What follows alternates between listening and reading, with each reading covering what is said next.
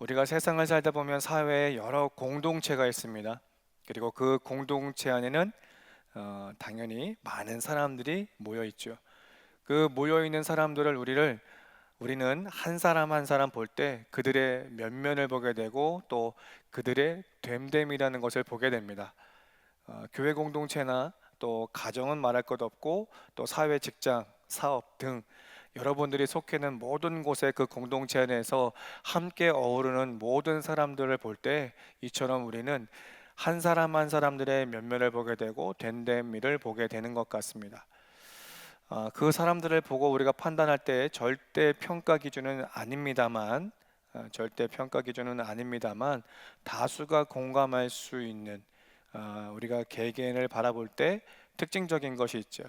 그 사람이 정직하냐, 정직하지 못하냐, 그리고 이 사람이 성실하냐, 성실하지 못하냐. 이 가장 기본적인 것인 것 같습니다. 저 또한도 사람들을 대할 때 혹은 같이 사역하는 분들을 볼 때 이분들이 정말 하나님 앞에 정직하냐, 그렇지 못하냐, 하나님 앞에 성실하냐, 성실하지 못하느냐 이것을 보게 되는 것 같습니다. 절대적인 것은 아니지만 우리가 속해 있는 모든 공동체 안에서 우리가 사람들을 볼 때에는 이러한 가장 기본적인 것을 우리가 볼 수밖에 없는 것 같습니다.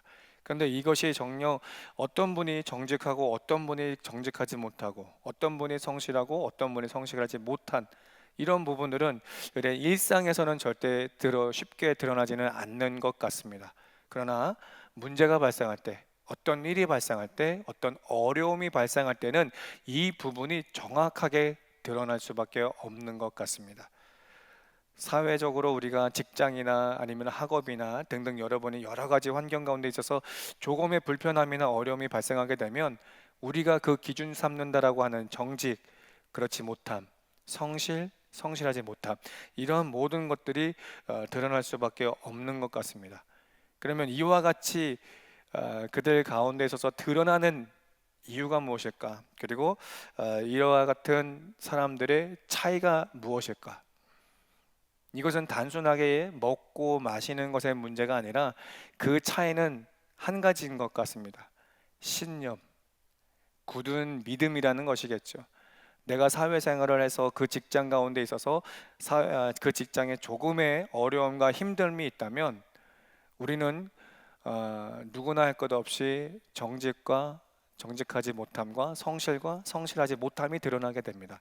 그런데 이것이 드러날 때 보면 그분이 정말로 그 안에 신념이 있느냐 없느냐 이것이 드러날 수밖에 없는 것이겠죠. 지금은 조금은 불편하고 형편이 어렵지만 내가 끝까지 이곳에 있어서 남아 있어 열심을 한다면 분명히 더 좋은 성과가 일어날 수 있다. 그런 나름의 어떤 신념이 있다면 분명히 그 부분은 우리가 헤쳐나갈 수 있을 거라고 생각합니다. 그리고 어떤 환경에 어려움이 닥칠 때 이 신념마저 흔들리게 되면 그 자리를 박차고 나오는 그런 경우들을 우리가 종종 보게 되는 것 같습니다.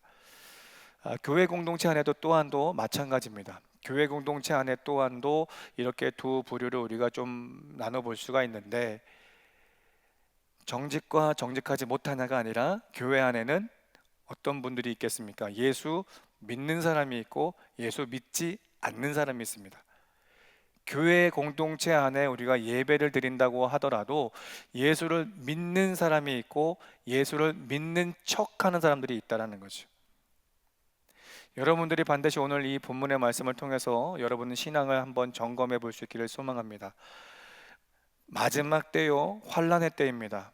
이때에 우리가 가장 핵심적으로 볼 수 있는 건 우리 안에 예수를 믿느냐 아니면 믿지 않느냐 이것이 반드시 중요한 것 같습니다. 우리가 신앙생활 하다 보면은 평범할 때는 모릅니다. 그러나 여러분의 그 주어진 자리 환경에서 시험이라든가 환란이라든가 핍박이라든가 등 나를 믿음 생활하는 것에 있어서 조금 힘들게 하고 불편하게 하는 그 상황이 오게 되면 그 상황 끝에 정말 예수 믿는 사람과 믿지 않는 사람은 분류가 될 수밖에 없습니다. 이 시험 환란이라는 것이 왔을 때 흔들리는 것은 물론 흔들릴 수는 있겠습니다만 예수 믿는 사람은 그 흔들리는 자리에서 다시금 설 수 있게 되죠. 내가 끝까지 참고 기다리며 하나님의 말씀 앞에 서고 기도하면서 내가 그 시험, 환난, 핍박이라는 것을 능히 감당하겠노라 하시는 분들은 반드시 그 자리에서 일어섭니다. 그러나 예수를 믿지 못하는 분들, 예수를 알지 못하는 분들은 그 시험 환난 가운데 있어서 넘어지고 결국은 떠나는 그런 성도가 있다라는 겁니다. 오늘 우리가 함께 나눈 이 에베소서를 보게 되면 똑같은 문제를 다루고 있다라는 것이죠. 그래서 먼저 에베소 교회의 특징을 보게 되면 그 교회 안에는 이제 막 교회 안에 들어온 신생 성도들이 있습니다. 그 처음으로 교회 안에 들어온 이들은 예수를 아직은 잘 모릅니다. 그저 기존에 있는 성도들이 복음을 전하고 그 복음을 들어보니 그런 것도 같고 믿어보고 싶고, 그래서 교회 안에 들어와서 예수를 아직은 잘 모릅니다. 그분이 어떤 분이고 그분이 어떤 역할을 하셨는지를 알지 못하고 있고, 또 그 교회 안에는 기존 성도들이 있습니다. 기존 성도들이라고 한다면 우리가 알고 있는 것처럼 유대교에서 기독교로 개종한 분들이죠. 구약에 약속되어진 그 메시아가 이 땅에 오심에 대해서 우리는 다 알고 있습니다. 익히 들어 알고 있습니다. 제사장, 서기관 등을 통해서 그 메시아의 오심에 대해서 들었고, 그가 반드시 이 땅에 오시면서 다스릴 것에 대해서 들었습니다. 그리고 정녕 그는 이 땅에 오셔서 3년의 공생애를 사셨고 십자가에 죽으시고 부활하시고 다시 오시겠나라고 약속하신 그 예수의 그 복음이 그 모든 전역에 선포되어지고, 그 유대교에 몸담고 있던 분들이 메시아 예수를 믿음으로 인해서 기독교로 돌아서는 그런 성도들이 이 에베소 교회 또한도 동일하게 자리 잡고 있었다라는 겁니다. 그런데 이렇게 이 유대교회에서 기독교로 전향하여 하나님 앞에 돌아온 그 백성들, 그 성도들과 또 이제 갓 신앙생활을 하겠다라고 하는 이 성도들과 교회 공동체 안에서 서로가 다툼이 일기 시작합니다. 서로가 미워하기 시작하고 시기하고 질투하는 상황들이 벌어지게 됩니다. 그래서 이 소식을 들었던 사도 바울은 옥중에서 오늘 함께 나눈 본문의 말씀을 기록하면서 이제 막 들어온 성도들도, 오랜 시간 동안 신앙생활한 그들도 너희가 동일한 예수를 믿고 있으니 더 이상 그들 가운데 있어서 다툼이 없어야 되고, 서로가 미워하거나 시기하거나 질투하거나 하는 그 모습이 너희들 가운데 있어서는 안 된다. 너희를 부르시고 구원하시는 이는 예수 그리스도시요, 그 예수는 교회 공동체 안에서 하나 되어지고 연합되어지고 일치되어짐을 늘 말씀하고 있기 때문이다 라는 것을 기록하는 것이 오늘 에베소서 말씀입니다. 그래서 이 시간에도 우리가 함께 다시 한번 우리의 신앙을 점검해 볼 수 있기를 바라는 것은, 지금 우리가 살고 있는 현 세대 또한도 참 힘듭니다. 믿음을 지키는 것이 참 버거운 오늘을 살고 있는데, 우리가 이 땅에 살면서 여러분이 속해 있는 사회 공동체 혹은 가정을 보게 되면 우리가 생각하는 것처럼 믿는 분들만 있는 것이 아니고, 또 우리가 생각하는 것처럼 모든 것이 다 정직한 사람들, 성실한 사람들만 있는 것은 결코 아니죠. 그래서 우리가 속해 있는 가정 혹은 사회 모든 곳에 보면 믿지 않는 분들과 살아내야 됩니다. 그리고 또한 또 사회의 풍수나 사회의 모든 변화되어진 삶을 보게 되면 예수를 믿는 사람들이 신앙생활하기 참 힘든 그런 부분들로 변해져 가고 있는 현실입니다. 그러다 보니까 그 세상 가운데 있어서 믿음을 지켜서 생활하는 그 모든 삶에 나도 모르게 세상 가운데 있어서 녹아져서 나도 모르게 세상 습관대로 교회 안에 들어오다 보니 서로가 서로 가운데 있어서 미워하고 시기하고 질투하며 다투는 그런 일들이 오늘 현 사회 가운데 있어서, 또 오늘 교회 가운데 있어서 많이 비춰지고 있다라는 겁니다. 그러면 그 가운데 있어서 사도 바울이 에베소 교회 성도들에게 주시는 말씀과 또 이 말씀이 오늘을 살아가는 우리들에게 또한도 동일하게 다시 한번 점검하고 회복되어야 되는 하나님의 말씀인 줄 믿습니다. 이제 에베소서 2장 1절의 말씀을 보게 되면 이렇게 먼저 시작을 합니다. 그는 허물과 죄로 죽었던 너희를 살리셨도다 라고 이야기를 하죠. 허물과 죄로 죽었던, 죽을 수밖에 없다가 아니라 죽었던 자들입니다. 이는 우리가 창세기 1장 28절의 말씀을 보게 되면 하나님께서는 천지 창조하시고 인간을 만드실 때에 하나님의 형상대로 우리는 창조됩니다. 그분의 피조물입니다. 그리고 그 땅 가운데에서 살 때에 생육번성, 충만정복, 다스림에 우리는 복을 받습니다. 그때의 하나님의 원뜻은 당신과 함께 많은 사람들이 즐거이 예배하며 찬양하는 그런 삶을 살기를 원했으나 창세기 3장의 말씀을 보게 되면 우리를 끊임없이 유혹하고 미혹하는 사단 마귀의 그 유혹에 넘어져서 하나님과의 관계가 찢어졌죠. 끊어졌습니다. 단절됐습니다. 단절될 수도 있고 단절될 듯하고 이것이 아니라 완전히 죄로 하나님과의 관계는 단절됩니다. 단절이라는 건 끊어졌다라는 겁니다. 붙어 있는 것도 아니고 붙잡고 있는 것도 결코 아니라는 거죠. 오늘 이 사도 바울은 2장 1절 이 한 절 말씀을 통해서 그 말씀을 하고 있는 겁니다. 그는 허물과 죄로 죽었던 자들이에요. 우리는 죽었던 자들입니다. 그러나 하나님의 그 긍휼과 사랑으로 인해서 그 죄 가운데 있는 아담과 하와에게 가죽 옷을 덮여주셨고 또 그 사건을 훗날에는 복음적으로 예수 그리스도를 이 땅에 보내주심으로 인해서 그가 십자가에 죽으셨고 그가 흘린 피로 모든 인류의 피조세계는 죄 용서, 죄 사함을 받았다라는 겁니다. 이것을 믿는 자마다 용서를 받고 하나님과의 관계가 회복되는 사건을 이야기를 하죠. 오늘 사도 바울은 이처럼 1절에 말씀하신 후에 2절에 이렇게 말씀합니다. 그때에 너희는 그 가운데서 행하여 이 세상 풍조를 따르고 공중의 권세 잡은 자를 따랐으니 곧 지금 불순종의 아들들 가운데서 역사하는 영이다 라고 이야기를 하죠. 그때 너희는 이라고 하는 건 하나님과 관계가 죄로 인해서 끊어진 상태를 이야기합니다. 끊어진 상태, 하나님을 모르는 상태, 믿지 않는 상태, 예수를 시인하지 않는 상태를 이야기를 하죠. 그때의 우리의 특징은 어떤 것을 이야기를 합니까? 세상 풍조를 따랐다. 그리고 공중 권세 잡은 자의 미혹되는 모습을 두 가지를 이야기하죠. 세상 풍조를 따랐다는 것은 무엇을 의미하겠습니까? 갈라디아 5장 19절에서 21절까지의 말씀을 보면 특징적으로 이단을 이야기를 하고 있고 또 우상 숭배를 이야기를 하고 있고 또 다툼을 이야기하고 있고 이 땅에 살아가는 많은 사람들의 그 모습 그대로, 그 형편 그대로의 모습을 쫓는 그런 우리들의 모습을 먼저 이야기를 하죠. 하나님과 멀어진 사람은, 하나님과 완전히 떨어진 사람은 그 안에 미움이고 다툼이고 우상 숭배하고 음란한 것들이 그득그득하다라는 것을 이야기를 합니다. 그리고 두 번째 특징은 무엇입니까? 공중권세 붙잡은 자, 사단 마귀의 유혹에 무너진 자들을 이야기를 하죠. 그런데 사단 마귀의 그 유혹에 무너진 자라고 하는 것은 무엇을 의미하겠습니까?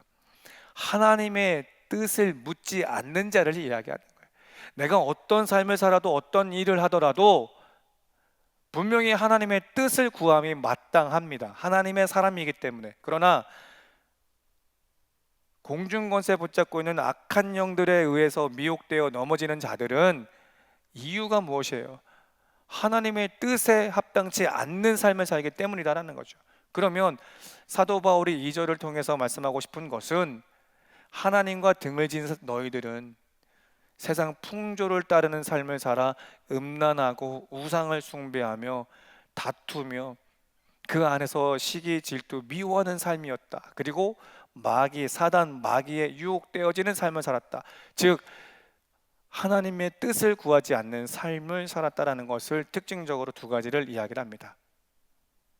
그러면서 3절에는 이렇게 말씀하시죠. 전에는 우리도 복음을 전하고 있는 사도 바울 또한도 이전에는 그러한 삶을 살았다라는 것을 이야기를 하죠. 그래서 우리 육체의 욕심을 따라 지내며 다른 이들과 같이 본질상 진노의 자녀였다라고 이야기를 합니다.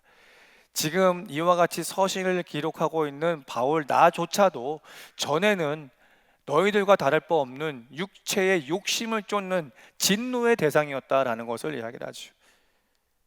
그러면서 5절에는 허물로 죽은 우리를 그리스도와 함께 살리셨다. 너희는 은혜로 구원을 받은 것이다 라고 이야기를 하죠. 이와 같이 나는 죽었던 자이었으나 육신의 그 욕심을 쫓는 갈라디아 5장 21절에 말씀하신 것처럼 그와 같은 특징적인 삶을 살았던, 죄로 죽었던, 허물로 죽었던 나였지만 하나님께서 나를 사랑하셔서 당신의 독생자 예수 그리스도로 말미암아서 나의 모든 죄값을 치러 주셨다. 그분의 은혜 가운데 있어서 내가 구원을 받았다라는 것을 5절에는 기록을 하고 있는 것이죠. 그리고 이어서 이 8절에 뭐라고 말씀합니까? 너희는 그 은혜에 의하여 믿음으로 말미암아 구원을 받았으니 이것은 너희에게 난 것이 아니요 하나님의 선물이라 라고 이야기하죠. 구원은 절대적으로 창조주 하나님의 긍휼하심과 창조주 하나님의 은혜의 선물이라는 것입니다. 이것이 에베소 교회 성도 안에서 점점점 삶에 지쳐 어려움에 시달리다 보니까 이 믿음, 이 교리가 점점 무너지고 흐려지고, 그러다 보니까 이제 막 들어온 성도들과 기존에 있던 성도들이 서로 간에 다투고 시기하고 미워하는 그런 모습들로 변해가는 에베소 교회, 그리고 그뿐 아니라 소아시아의 교회의 모습들이 드러나니 하나님은 사도 바울을 통해서 다시금 그들에게 이 복음의 진리를 정리하여 기록하라 라고 말씀을 하고 있는 거죠. 여러분들이 이 주일 아침을 깨워 찬양대로서 또 예배자로서 하나님께 예배하고 있지만, 여러분들이 정녕 나를 구원하신 예수를 믿고 예배 드리는지는 점검해 보셔야 됩니다. 그저 내가 집사고 권사고 장로고 목사고 전도사이기 때문에, 오래전에 예수를 믿었던 흔적이 있기 때문에 주님 앞에 나와 예배 드린다 할지라도 오래전 구원받은 흔적이 아니라 그 구원의 은혜는 날마다 우리 안에 있어서 회복되어야 되는 게 사실입니다. 왜냐하면 우리가 살아내야 되는 세상은 끊임없는 우리로 하여금 시험거리요, 미혹거리요, 유혹거리가 상당하기 때문이죠. 그리고 아시다시피 지금 이 사회는 점점점 어두워져만 가고 있고, 마태복음 24장 4절 이하에 말씀하신 것처럼 대환란의 때와 같은 그런 모습들이, 전조 현상들이 하나씩 일어나고 있습니다. 정치, 경제, 문화, 종교마저도 흔들려가고 있는 오늘을 우리가 살고 있지 않습니까? 제가 몇 주 동안 계속 이야기합니다만 종교적인 부분 또한도 종교 혼합주의, 통합주의, 이제는 이것이 우리가 끝까지 예수 외에는 구원이 없습니다라고 외치고 있었던 영적인 지도자라고 하는 분들 또한도 이것이 흔들리고 있는 오늘을 우리가 살고 있습니다. 그러니 그 교회 공동체 안에 기존에 예수를 믿어왔던 분도 계실 것이고 이제 막 예수를 믿겠다라고 하시는 분들이 있으니 그들 사이에서 얼마나 많은 다툼이 있겠습니까? 이것이 오늘 현실의 한국교회의 모습이라는 것이죠. 이제 이 본문의 말씀이 우리 삶에, 내 삶에 이와 같은 모습은 없는지 반드시 점검해 봐야 될 줄로 믿습니다. 성경에는 이처럼 환난 가운데 있어서 대조적인 모습을 보여주는 인물들이 소개가 되고 있죠. 시대는 다르나 다윗과 사울, 그리고 아합과 여호사밧을 보게 됩니다. 여러분, 다윗과 사울은 하나님의 사람들입니다. 그리고 당시에 많은 사람들이 우리에게도 왕이 필요합니다라고 해서 불가피하게 하나님께서 원치 않으시나 우리에게 왕을 주실 때에 사울 또한도 하나님께서 사무엘을 통해서 기름 부으셨습니다. 그리고 그 또한도 하나님께 기도합니다. 그리고 하나님께서는 그에게 지혜를 주셨고 왕으로서 이스라엘을 다스리게 하시죠. 다윗 또한도 훗날 사무엘 통해서 기름 부어 왕으로 세우십니다. 그런데 무엇이 다릅니까? 사울도 다윗도 똑같은 문제가 찾아옵니다. 블레셋과의 전쟁 앞에 우리가 너무나 열악한 상황 가운데 있어서 사무엘을 기다려야 되는데 결국 그 문제 앞에 무너지는 사울. 왜 무너졌습니까? 그에게 신념, 굳은 믿음이 없었기 때문이죠. 누구를 향한 믿음입니까? 하나님을 향한 믿음이라는. 하나님은 분명히 사울에게 기다리라고 말씀하셨습니다. 물론 어느 날 어느 때까지 기다리라고 말씀은 안 하셨지만 기다리라고 말씀합니다. 기다리라고 하는 이유는 무엇이겠습니까? 반드시 하나님께서 간섭하시겠다라는 것 아니겠습니까? 그러나 지금 현실의 문제가 급급하니 사울은 하나님의 그 음성이 들리지 않습니다. 그래 죄를 범했고 그는 결국 돌아오지 못하는 그런 지경까지 이르게 되는 것을 우리는 말씀을 통해서 보게 되죠. 다윗 훌륭한 인물인 것 맞습니다만 그의 인생 보더라도 이 또한도 굴곡진 인생 아니었습니까? 늘 시험 환란이 이 다윗과 함께 했고 때로는 넘어지기도 하고 때로는 자빠지기도 합니다. 그러나 그 가운데 있어서 다시금 일어날 때에 누구를 의지하여 일어납니까?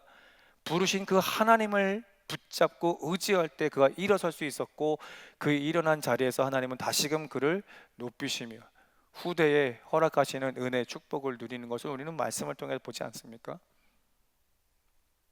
똑같이 환란이 다가올 때 누구를 의지하느냐, 그것이 상당히 중요함을 우리는 보게 되죠. 아합과 여호사밧, 그들 똑같습니다. 아합이 참 북이스라엘의 7번째 왕이지만 그 19대 왕조 가운데 가장 악랄한 사람이었습니다. 그러나 이 아합 왕 또한도 하나님의 사람이라는 거죠. 여호사밧 또한도 남유다의 왕으로서 하나님의 사람으로서 서 있습니다. 똑같은 하나님의 사람이죠. 그런데 그들에게 또한도 위협이 다가옵니다. 주변에 군대가 연합하여 올 때 어떤 일이 벌어집니까?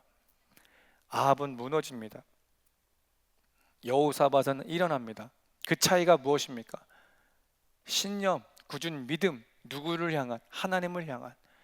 하나님을 향했던 믿음이 있는 자는 일어날 것이고 그 믿음이 없는 자는 안타깝지만 처참한 마지막을 맞을 수밖에 없는 현실입니다.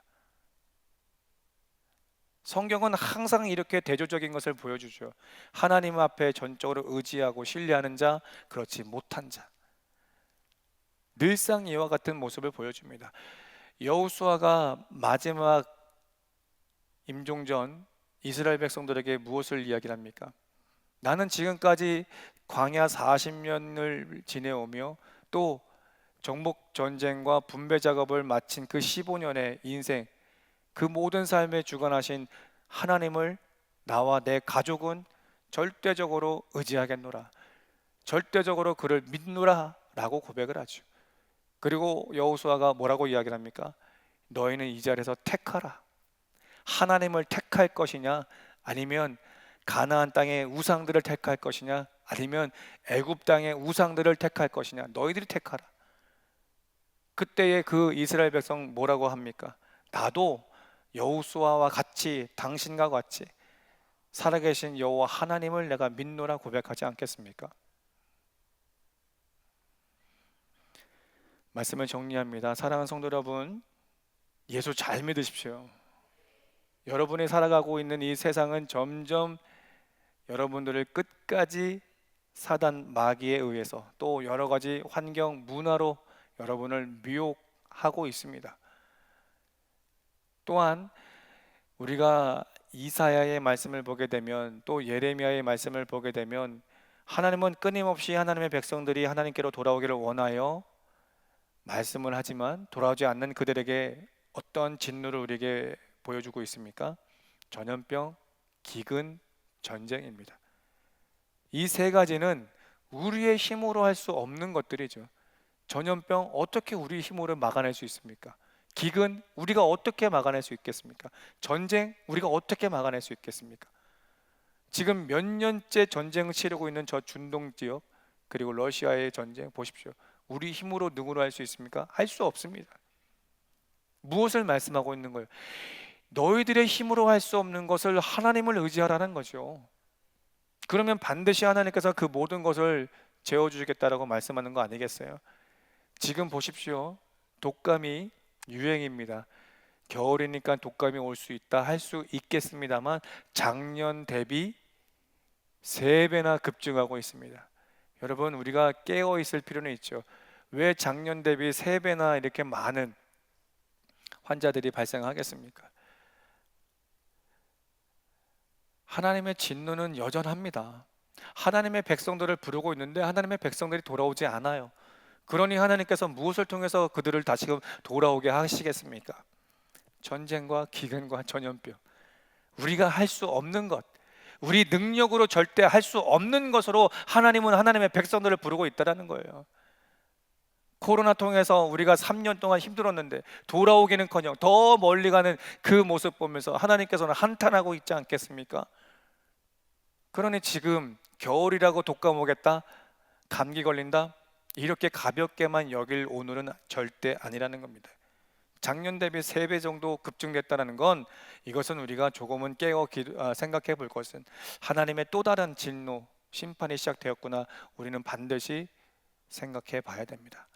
그래서 오늘 이 아침에 주시는 말씀을 다시 한번 점검하면서 하나님 앞에 결단할 수 있는 여러분들 되기를 간곡히 소망하고 그 믿음을 지켜낼 수 있기 위한 유일한 방법은 에베소서 6장 18절에 이렇게 말씀합니다. 우리 합독합니다. 시작. 모든 기도와 간구를 하되 항상 성령 안에서 기도하고 이를 위하여 깨어 구하기를 항상 힘쓰며 여러 성도를 위하여 구하라. 기도밖에 없습니다. 기도밖에 없습니다. 여러분들의 기도를 받으시는 분은 살아계신 하나님이시며 전지전능하신 분이십니다. 여러분과 함께하며 일하시는 분입니다. 그러니 여러분이 이 땅에 살면서 여러 가지 환경에 내 믿음을 위협하는 그런 상황 가운데 있다 할지라도 이 상황에도 내가 깨어 하나님 앞에 기도하면 그 하나님은 그 기도를 들으시고 여러분 끝까지 그 믿음 안에 살게 하시는 줄 믿으셨으면 좋겠습니다. 오늘 이 주신 말씀, 예수 믿으세요. 예수 잘 믿으세요. 우스운 이야기인 것 같지만 무서운 이야기입니다. 내가 이 세상 가운데 있어서 내 믿음이 흔들려서 무너지고 넘어져서 교회와 공동체 안에서 서로를 미워하고 시기하고 질투하는 모습이 있다면 이거는 내 안에 예수가 점점 작아지고 있다는 신호입니다. 여러분, 내 안에 예수가 있다면 미워할 이유 없고 시기할 이유 없고 질투할 이유가 없습니다. 각자의 역할에 맡겨 쓰임 받는 것에 서로가 감사하고 격려하고 위로하고 서로 사랑하고 이것이 하나님의 기뻐하는 교회의 모습이라는 겁니다. 여러분, 예수 잘 믿으십시오. 그리고 예수 믿으십시오. 이제 막 예수를 믿기 시작하겠다 하신 분들은 오늘 본문의 말씀처럼 우리 죄와 허물을 대신하여 십자가에 죽으신 그 예수를 믿으시기를 바라고, 예수 잘 믿으세요 하고 하는 그 부분은 내가 이와 같은 예수를 믿었다 할지라도 오랜 시간이 걸려서 점점점 십자가의 흔적이 작아지고 있는 분들은 다시금 나를 살리신 그 예수를 내 안에 바짝 올리셔야 돼요.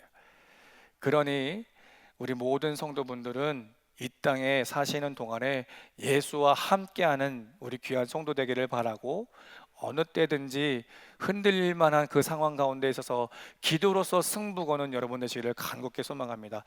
여러분, 마지막 천국에 오를 때 우리 모두 함께 만났으면 좋겠습니다. 정말로 제가 보고 있는 모든 분들 한 분 한 분들 천국에서 꼭 만났으면 좋겠습니다. 항상 기도하면서 승리하는 여러분 되시기를 바라고, 하나님의 전신갑주 입어 늘 일상 삶에 승리하는 우리 귀한 성도 되기를 예수의 이름으로 축복합니다.